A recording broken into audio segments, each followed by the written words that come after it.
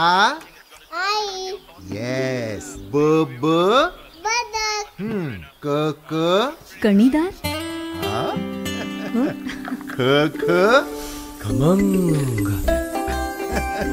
ग ग गोकुळतू.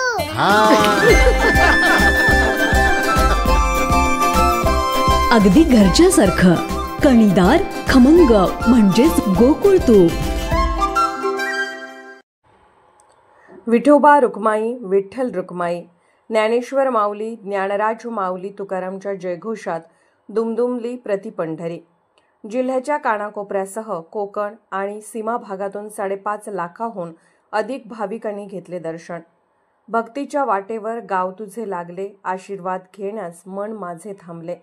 पांडुरंगा तुझ्या भक्तीचा झरा असाच वाहू दे, मनोभावे नेहमी तुझ्यात सहवासात राहू दे.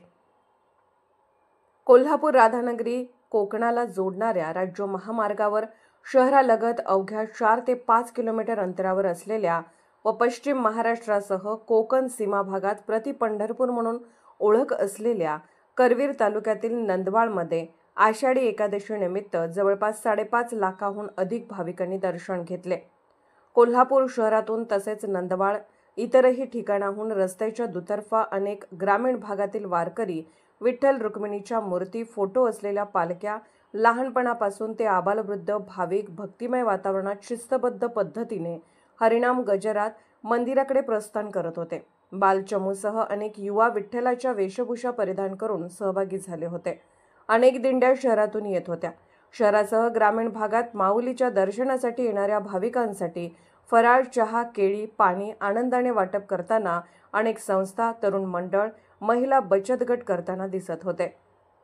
आषाढीच्या आदल्या दिवसापासूनच भाविकांनी दर्शन घेण्यासाठी गर्दी केली होती. सुरक्षेच्या कारणास्तव तसेच वाहतूक व्यवस्थेचा प्रश्न निर्माण होऊ नये यासाठी पोलीस, होमगार्ड तसेच अनेक संस्थांचे स्वयंसेवक रस्त्यावर गेले 2 दिवस बंदोबस्तासाठी तैनात होते.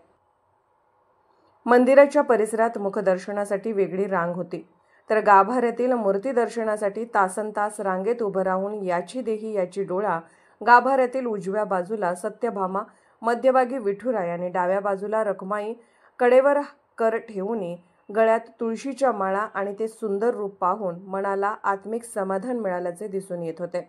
दिवसभर दर्शनासाठी गर्दीचा उच्चांक होताच रात्रीच्या वेळी पण भाविकांची मांदियाळी सुरूच होती. जिल्हा प्रशासनाने आरोग्य सेवा उपलब्ध केली होती. आरोग्य शिबिराचे आयोजन करण्यात आले होते.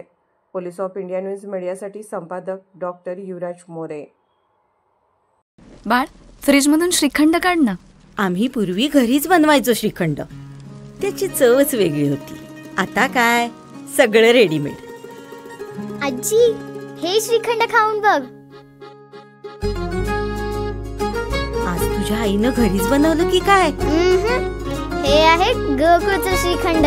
अगदी जिभेवर रेंगाळणार. जिभेवरच नाही तर मनावरही रेंगाळणार. गोकुळ श्रीखंड, मनावर रेंगाळणार.